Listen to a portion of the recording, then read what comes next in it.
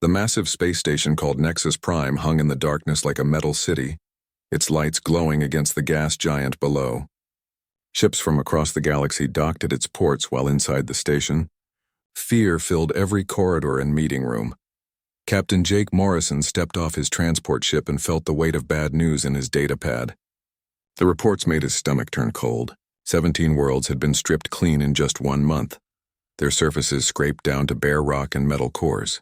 The Devourers had returned after 3,000 years of silence, and they were hungry.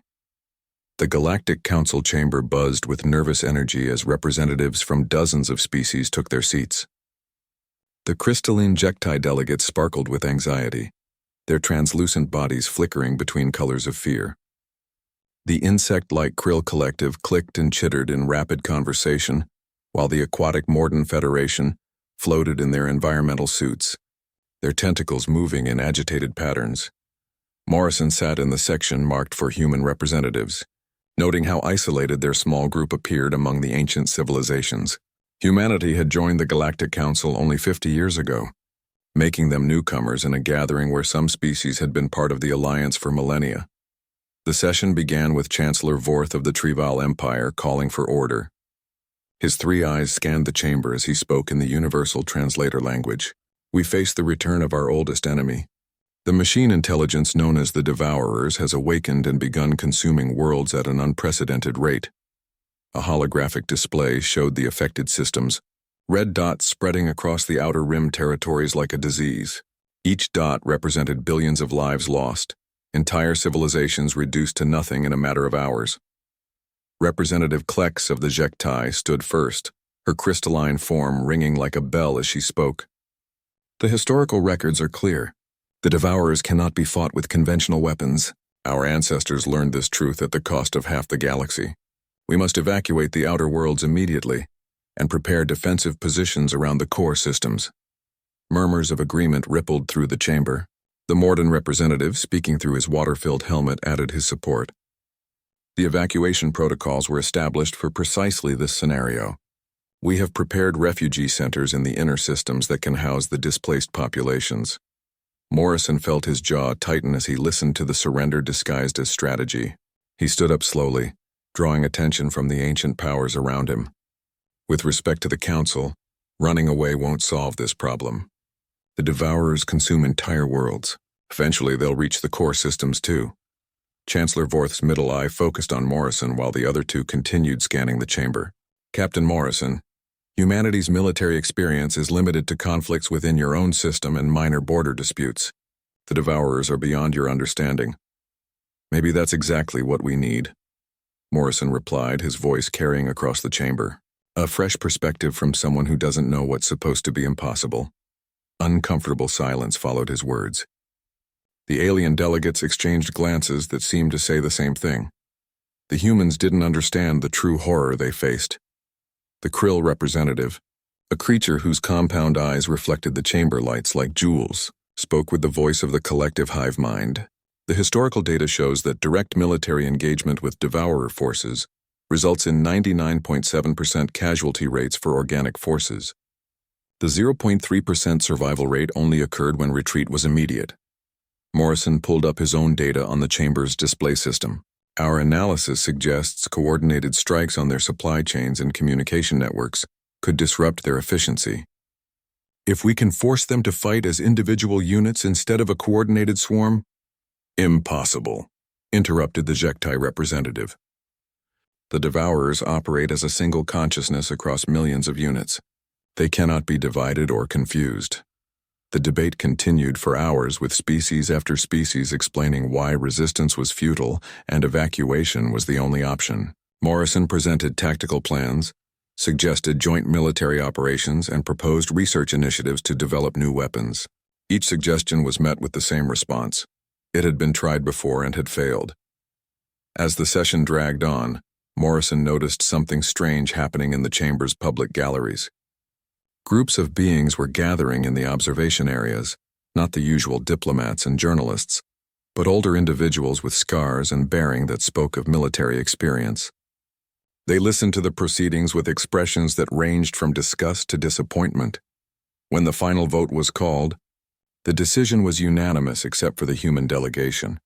Full retreat to the core worlds, abandonment of the Outer Rim, and preparation for a siege that might last centuries. Morrison voted against the measure, knowing it was pointless but unable to accept the surrender. As delegates began filing out of the chamber, Morrison felt a tap on his shoulder. He turned to see a being he didn't recognize, though the creature's bearing immediately marked him as military.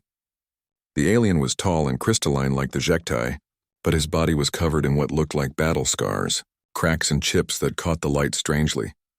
Captain Morrison, the being said in accented but clear English, "I am General HFY of the HFY Defense Forces retired. I would like to speak with you about matters the Council did not discuss." Morrison studied the General's face, noting the weariness in his expression. "What matters would those be, General?" "The stories that old soldiers tell when they think no one important is listening," HFY replied. "Stories about humans in battle and why those stories are different from the ones we tell about any other species." Before Morrison could respond, HFY handed him a small data chip. "The Veterans Quarters, Section 7, Level 15. Come alone and bring an open mind. What you hear tonight might change how you think about this war."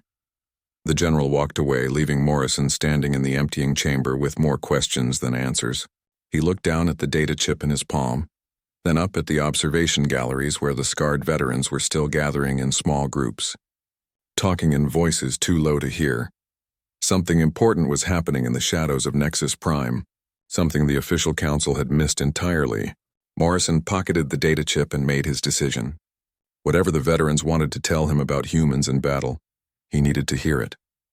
The fate of the galaxy might depend on stories that old soldiers whispered in the dark. Morrison made his way through the twisting corridors of Nexus Prime, following the directions on the data chip General HFY had given him. The veterans' quarters occupied an entire section of the station, designed for retired military personnel from across the galaxy who had chosen to spend their final years on neutral ground. He expected to find a small gathering, perhaps a dozen old soldiers sharing drinks and war stories. Instead, when the doors to the main recreation hall opened, Morrison stopped dead in his tracks. Nearly 300 beings filled the space, representing more species than he had ever seen in one room. The artificial gravity was set to accommodate multiple physiologies, and the lighting had been dimmed to levels comfortable for photosensitive species. General HFY approached from across the room, his crystalline form catching the soft light as he moved between clusters of veterans. "Captain Morrison, welcome to a gathering that has been decades in the making. These are not ordinary retired soldiers. Every being in this room has fought in the galaxy's worst conflicts and survived to tell about it." Morrison looked around the room with new eyes, noting details he had missed at first glance. The Krill veteran near the wall bore scars across his carapace that spoke of close combat with energy weapons. A Morden female floated in a mobility tank, her tentacles marked with old burns. A massive creature from a species Morrison didn't recognize had prosthetic limbs that glowed with internal power cells. "They've all seen humans in battle," HFY continued, gesturing to the assembled veterans. "And they have stories to tell that the Galactic Council never hears. Stories that might change how you think about your own species." Colonel Zeph of the Krill Collective approached them, his compound eyes reflecting the room's dim light. When he spoke, his voice carried the authority of someone accustomed to being obeyed. "Captain Morrison, I commanded Hive Fleet operations in the Outer Rim for 30 years before retirement. 3 years ago, my forces encountered human military units for the first time during the Battle of Titan's Edge." Morrison nodded, remembering the engagement from the official reports. It had been classified as a minor skirmish with pirates. "The reports don't tell the real story," Colonel Zeph continued, as if reading Morrison's thoughts.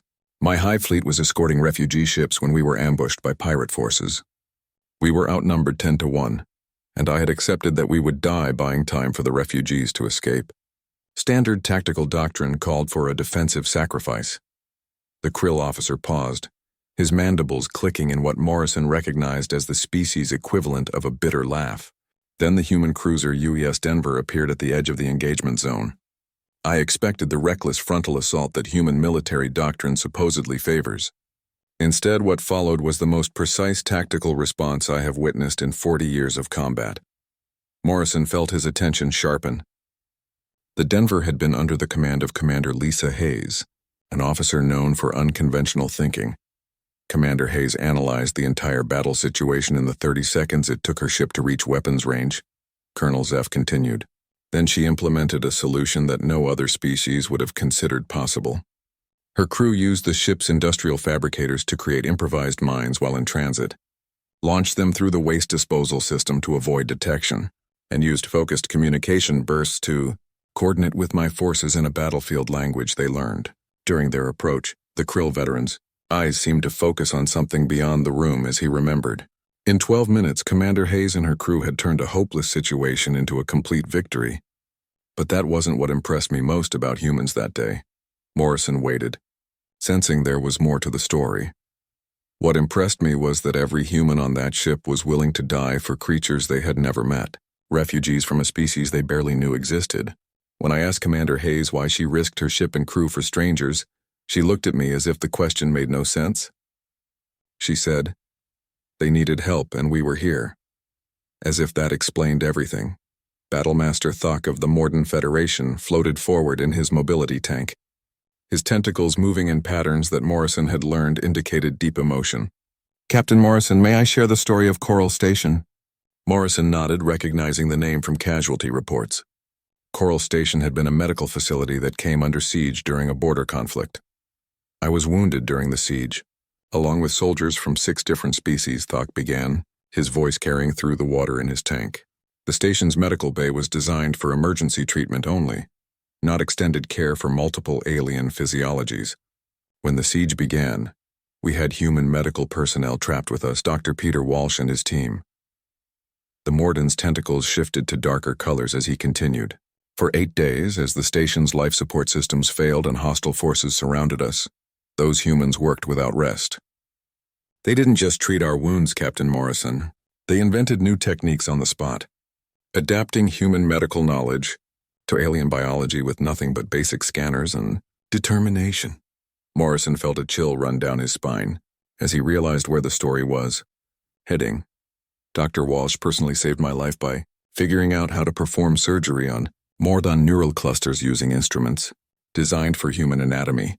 He had never seen Morden internal structure before that day, but he learned by watching me breathe and extrapolating from there. When the rescue ships finally arrived, they found that every single alien patient had survived wounds that should have been fatal. Thok's tentacles now showed the deep blue of profound sadness. Dr. Walsh collapsed from exhaustion and died 3 hours before the rescue ships arrived. But his notes and modifications to the medical equipment saved dozens more lives in subsequent battles. He gave up his life learning how to save creatures he had never encountered before. Story after story followed, each more incredible than the last. Morrison heard about human engineers who had rebuilt alien starships using principles they invented during combat. Human pilots who had somehow learned to fly alien spacecraft better than their own crews, and human soldiers who had sacrificed themselves to save alien units they had known for mere hours. But it was General Vexhi's own story that shook Morrison to his core. The crystalline general dimmed his natural luminescence as he spoke, a sign of deep respect among his people. "Captain Morrison, the first time I encountered humans in battle was during what you call a training exercise, joint maneuvers between allied forces, designed to test coordination between different species military units. The human contingent was the smallest force present, just 12 soldiers led by Sergeant Amy Rodriguez. Morrison recognized the name from memorial records. Sergeant Rodriguez had been posthumously decorated for heroism. When real hostile forces attacked the exercise area, every species present followed standard doctrine.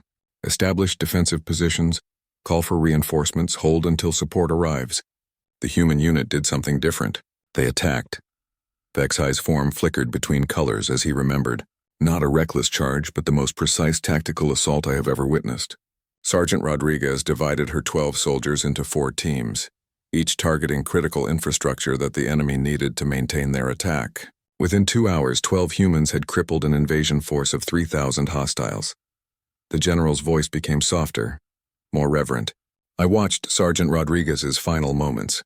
Mortally wounded while holding a critical position, she continued coordinating her team's movements until her last breath. She turned her own death into a tactical advantage by luring enemy forces into a trap her teams had prepared. Morrison felt the weight of 300 pairs of alien eyes watching him as General Vexhi delivered his conclusion. Captain Morrison, these stories are not exceptions. They are examples. Every veteran in this room has witnessed human behavior that defies explanation by conventional military theory.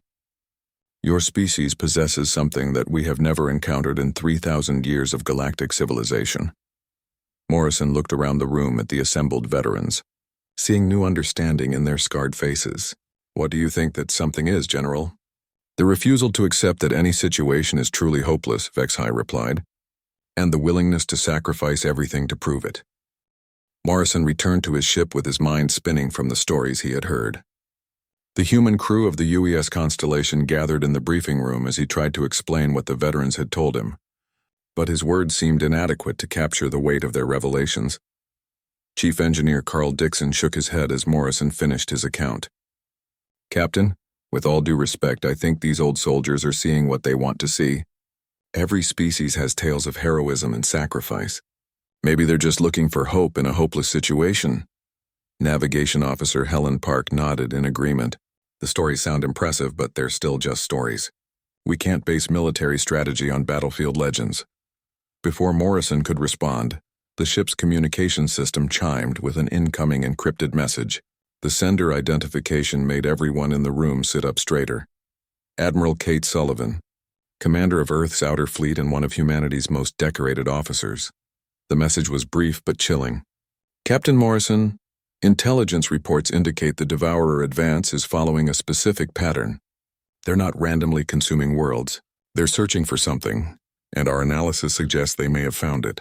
Return to Earth immediately for briefing. Morrison felt his blood turn cold.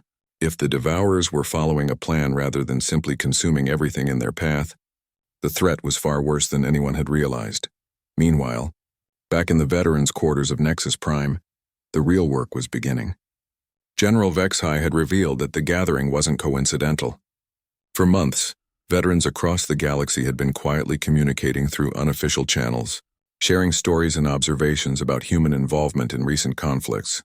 Commander Nex of the Trevel Empire, a battle-scarred veteran with 3 prosthetic arms, stood before a tactical display showing conflict zones from the past decade. The pattern is undeniable, he said, his voice carrying the authority of someone who had commanded fleets in 7 major wars. Every significant military engagement in recent years has been influenced by human participation, often in ways that seem impossible. The display showed the Kepler Rebellion, where a single human traitor named Bill Cooper had ended a 3-way civil war without firing a shot. Cooper had introduced new agricultural techniques that made the contested resources irrelevant, turning scarcity into abundance and rendering the war meaningless within 6 months.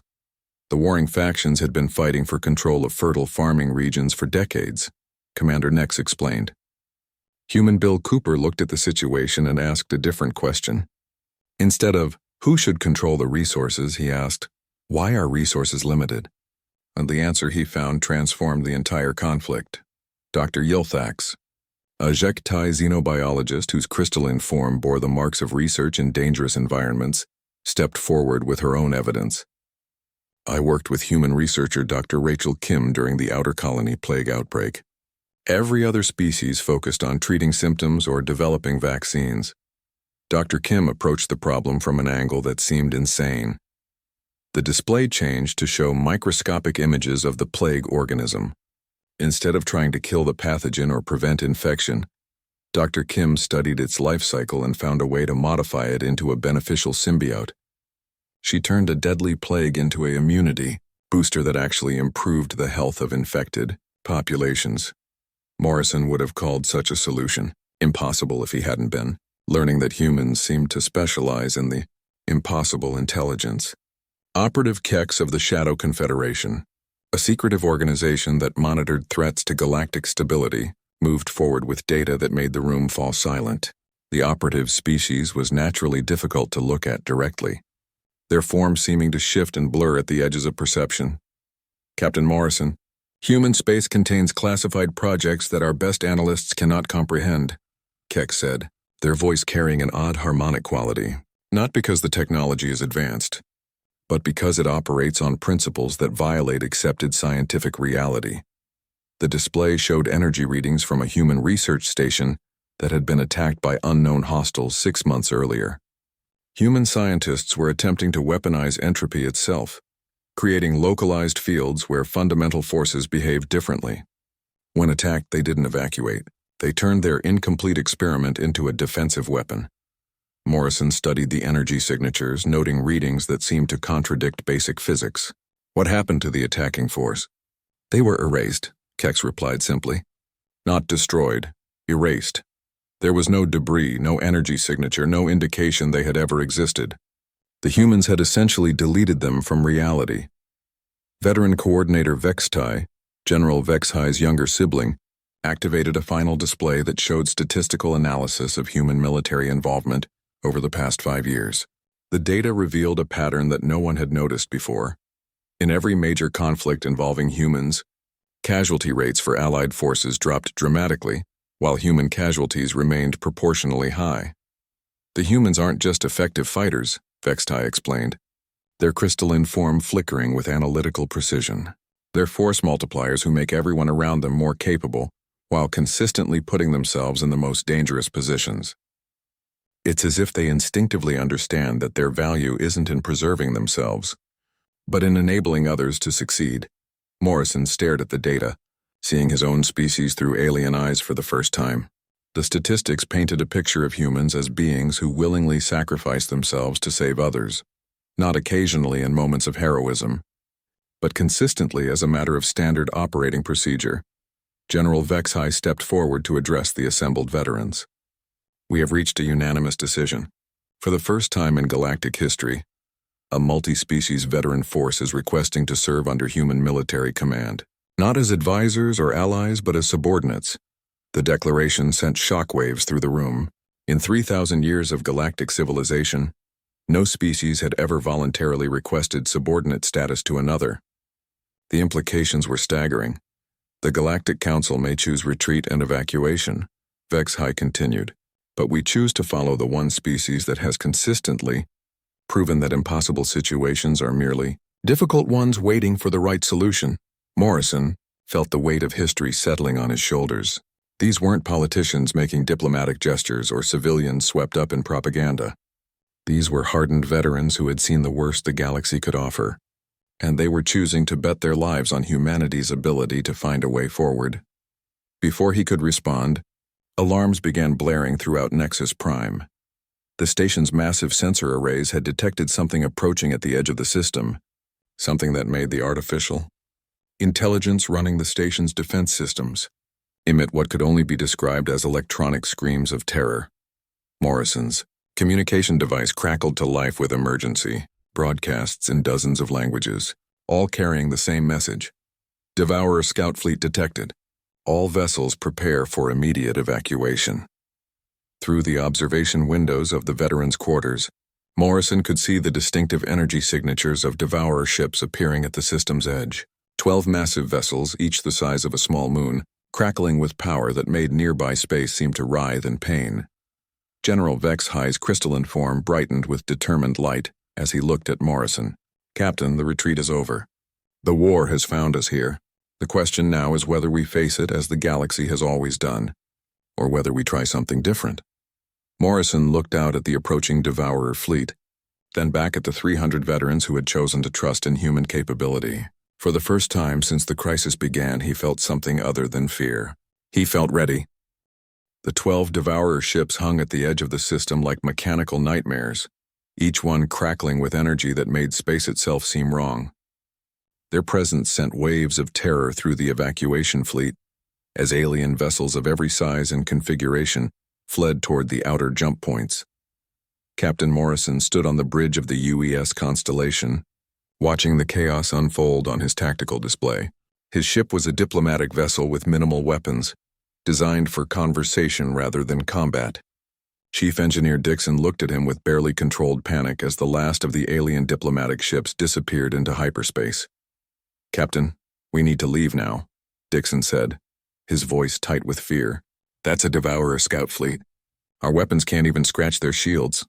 Morrison looked at the tactical display, then at his crew. Navigation Officer Park was already plotting escape routes while Communications Specialist Frank Torres monitored the emergency broadcasts flooding all channels. They could be gone in minutes, safe in hyperspace, while Nexus Prime fell to the ancient enemy. Instead, Morrison gave an order that surprised even himself. "All stop. Take us to defensive position near Nexus Prime." The bridge fell silent except for the hum of life support systems. Dixon stared at his captain as if he had lost his mind. "Sir, that's suicide. We're a diplomatic vessel against 12 Devourer warships." Morrison felt a strange calm settle over him as he remembered General Vexahai's words about humans refusing to accept hopeless situations. Sometimes the most important thing you can do is show others that someone is willing to stay. The effect of the Constellation's decision rippled across the fleeing evacuation fleet within minutes. Other ships began changing course, not the official diplomatic vessels or military transports, but smaller craft. Veteran-operated ships, private vessels, converted cargo haulers. One by one, they turned back toward Nexus Prime. Within an hour, a ragtag fleet of 73 ships from 28 different species had formed around the lone human vessel. Morrison found himself thrust into the role of fleet commander, not because of his rank or his ship's capabilities, but because the veteran captains kept requesting orders from the human vessel. The communications channels buzzed with voices speaking dozens of languages as the improvised fleet took formation. Morrison listened to requests for tactical coordination, weapons targeting data, and movement patterns from species he had never worked with before. Somehow he found himself understanding what they needed and providing answers that made sense. The Devourer fleet began its approach, their massive forms moving with mechanical precision toward Nexus Prime. As they closed the distance, reality around them seemed to bend and twist. This was their signature weapon, a field that made the fundamental laws of physics unreliable within its influence. The alien ships in Morrison's fleet immediately began experiencing system failures as their technology stopped following normal rules. Energy weapons powered down without explanation. Navigation systems reported impossible readings, and life support began behaving erratically. But something strange happened with the human ships scattered throughout the fleet. Instead of panicking or fighting the distortion field, human crews began adapting to it. Morrison watched in amazement as his own system started responding to the new conditions. Navigation Officer Park looked up from her station with confusion and wonder in her voice. "Captain, the field isn't disabling our systems. It's changing how they work, but we can still use them. It's like flying through liquid mathematics." Chief Engineer Dixon reported similar findings from the engine room. "Sir, the warp core is operating on principles I've never seen before, but it's actually running more efficiently than normal. Whatever this field does, human technology seems to adapt to it." Morrison realized that while the alien crews struggled with their unreliable equipment, human crews were treating the impossible conditions as simply another set of parameters to work within. When energy weapons stopped functioning normally, they modified them into kinetic projectiles. When those failed, they began using their ships as ramming weapons. The battle that followed became legendary in galactic military history. Morrison's mixed fleet engaged 12 Devourer ships using tactics that violated every rule of space combat. Ships moved in patterns that should have been impossible. Weapons fired at targets that existed in folded space, and human crews operated alien vessels better than their own. Designers thought possible. The turning point came when Morrison realized that the Devourers were maintaining their formation because their machine intelligence followed predictable tactical algorithms.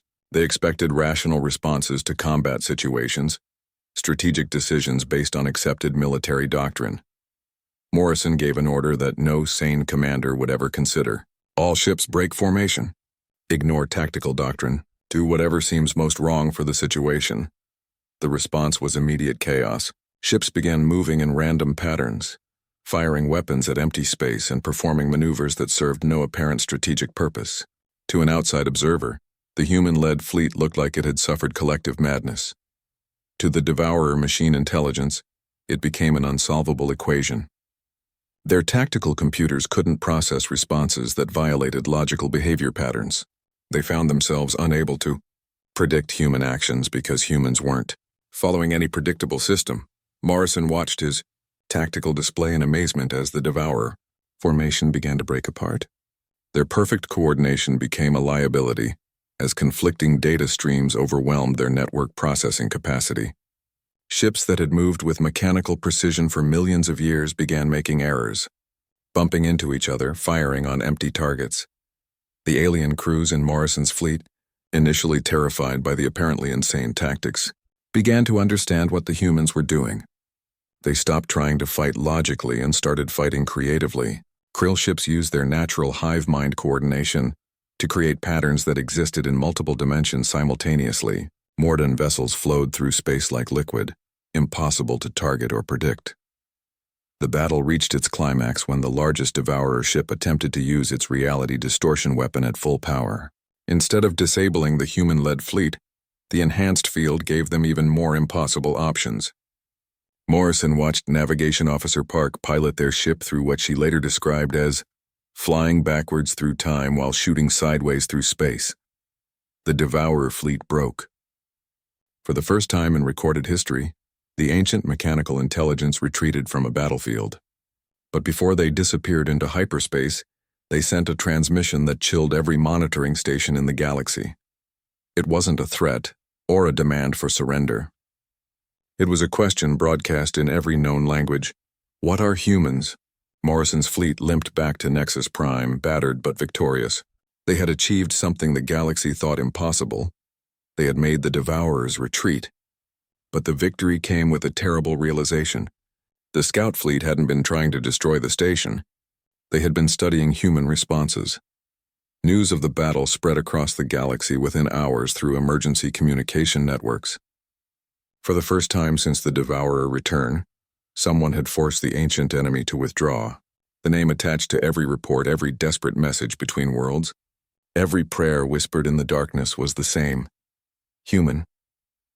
Morrison sat in his captain's chair, looking at damage reports and casualty lists from the engagement. 18 ships had been lost, including crews from 9 different species who had volunteered to serve under human command. They had died believing that humans could find a way to win impossible battles. General Vexhi's message arrived on a secure channel, his words carrying the weight of prophecy. Captain Morrison, what happened here today will change everything. The galaxy now knows that the Devourers can be defeated. They also know that humans are the key to that victory. Ready or not, your species has become the hope of every world in known space.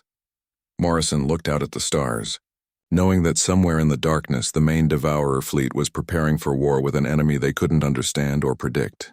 The real battle hadn't even started yet, but today had proven something important. Humans didn't fight the way the galaxy expected. They fought the way they needed to fight, and somehow that made all the difference. 3 months after the Battle of Nexus Prime, the galaxy had changed beyond recognition. The Galactic Council's authority crumbled as world after world realized that the ancient powers couldn't protect them from the Devourers. In the chaos, something unprecedented emerged, a voluntary human-led coalition that grew stronger with each passing day. Admiral Kate Sullivan stood on the command deck of Liberty Point, a converted space station that had become the largest multi-species military headquarters in galactic history. Ships from dozens of civilizations docked at its ports while crews that had once been enemies worked side by side under human command. The transformation had begun with the veterans. General Vexhi's story spread through military networks faster than official communications, carried by soldiers who understood the difference between propaganda and truth. Within weeks, veteran organizations from across the galaxy formally requested integration with human command structures. Commander Mike Rodriguez, younger brother of the legendary Sergeant Amy Rodriguez, led a rescue mission that became the stuff of legend. When Devourer harvesting operations trapped 30,000 civilians on the mining world of Kepler-7, every military analyst agreed the situation was hopeless. The planet's defenses had been overwhelmed, escape routes were blocked, and the civilians were scheduled for processing within hours. Rodriguez took a volunteer force of 200 personnel from 18 different species and did what humans always seem to do. He found a way. Using salvaged mining equipment and improvised explosives, his team created a tunnel network that allowed the entire civilian population to escape through the planet's core, while the Devourers searched the surface. Dr. Lisa Chen made an even more impossible breakthrough while studying Devourer bioabsorption techniques. Working from samples recovered during the rescue operations, she developed a process that could reverse the absorption procedure itself. She found a way to reconstruct consciousness from scattered quantum information, essentially bringing the dead back to life. When concerned alien scientists questioned whether her technique violated fundamental laws of physics, Dr. Chen's response became another piece of human legend. Laws are just suggestions that haven't been properly tested. Captain Frank Miller commanded the UES Defiance, a ship crewed entirely by alien volunteers who had specifically requested to serve under human leadership. His vessel had become famous across the galaxy for accepting missions that other ships refused. The crew included survivors from 17 different species, all of whom described serving with humans as the best way to stay alive in an impossible universe. But the most significant development came from an unexpected source. The Devourers, frustrated by their inability to understand human tactical responses, had changed their approach. They began capturing human settlements and studying the inhabitants, trying to understand what made them different from other species. The results terrified the ancient machine intelligence more than any weapon could have. The captured humans didn't break under interrogation. They adapted to it, turning capture into reconnaissance and isolation into opportunities for sabotage. Within weeks, Devourer research facilities began experiencing systematic failures as their human subjects found ways to weaponize everything from food preparation to waste disposal systems. Civilian engineer Janet Brown led the most spectacular escape in galactic history. Captured along with 300 other humans from the agricultural world of New Kansas, she was selected for detailed study by Devourer researchers. Instead of providing them with information, she spent 2 weeks learning how their technology worked by observing her captors. When the breakout began, Brown didn't just lead an escape.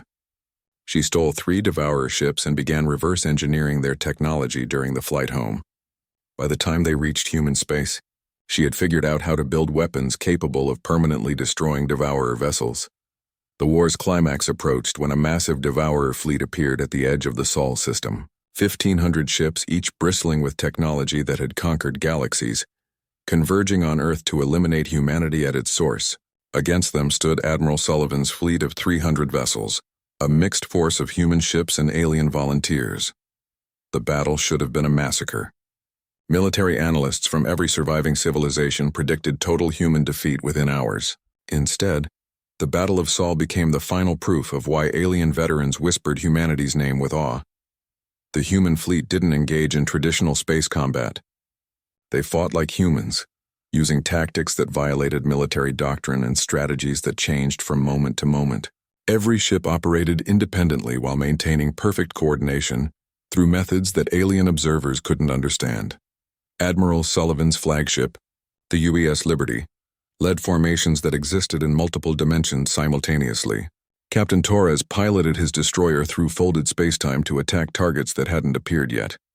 Commander Park used her cruiser's navigation systems to create tactical advantages that shouldn't have been possible. Most importantly, they turned the Devourer's greatest strength into a fatal weakness. The machine intelligence's perfect hive-mind coordination became a liability, as the human fleet created information chaos that overwhelmed their processing capacity. Every unpredictable human action cascaded through the Devourer network, causing system-wide failures. The battle ended with the complete destruction of the Devourer fleet, but more significantly, with a revelation that changed galactic civilization forever. The final transmission from the Devourer command vessel, broadcast across all frequencies before its destruction, contained analysis that shook the foundations of what everyone thought they knew about intelligence and consciousness. The Devourers had concluded that humans were impossible. Not difficult to understand or tactically challenging, but actually impossible according to the fundamental laws that governed rational behavior. The machine intelligence that had conquered countless civilizations over millions of years had encountered something it could not process. A species that treated impossibility as merely another problem to solve. 1 year later, Morrison found himself back at Nexus Prime, which had been rebuilt as a joint human-alien research facility. The galaxy was at peace for the first time in recorded history, not because threats had been eliminated, but because someone had proven that no threat was truly unstoppable. The memorial wall in the station's central plaza bore names from dozens of species, all beings who had died, proving that courage was contagious and heroism was a choice rather than a trait. At the center of the memorial, words were carved in every known language. They showed us that impossible is just another word for untested, General Vex High, now serving as deputy commander of the Galactic Defense Force under Admiral Sullivan, addressed new recruits from across the galaxy. The audience included beings from over 60 species, all eager to learn what humans called the impossible way of thinking. His speech became required reading in military academies throughout known space. When we speak of courage, we whisper humanity's name, not because they are without fear, but because they have shown us that fear is simply another problem to be solved. Morrison, now Admiral Morrison, received reports from across the galaxy that all contained variations of the same theme. Impossible problems were being solved, hopeless situations were becoming victories, and species everywhere were learning that the universe's limitations were more flexible than anyone had believed. In his office aboard Liberty Point, Morrison kept a simple plaque that visitors from across the galaxy came to read. Impossible is just another word for untested. Below it was a smaller inscription that captured everything the veterans had taught him about his own species. Heroes aren't born. They're made by choosing to stand when everyone else sits down. The stories that alien veterans told their children always began the same way. There once was a species that refused to accept the word impossible. And when those children asked what made humans so special, the answer was always the same.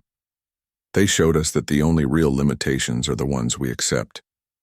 As Morrison looked out at the mixed crews working throughout Liberty Point, humans and aliens sharing knowledge and techniques that created solutions no single species could achieve alone, he understood why the veterans had whispered humanity's name with such reverence.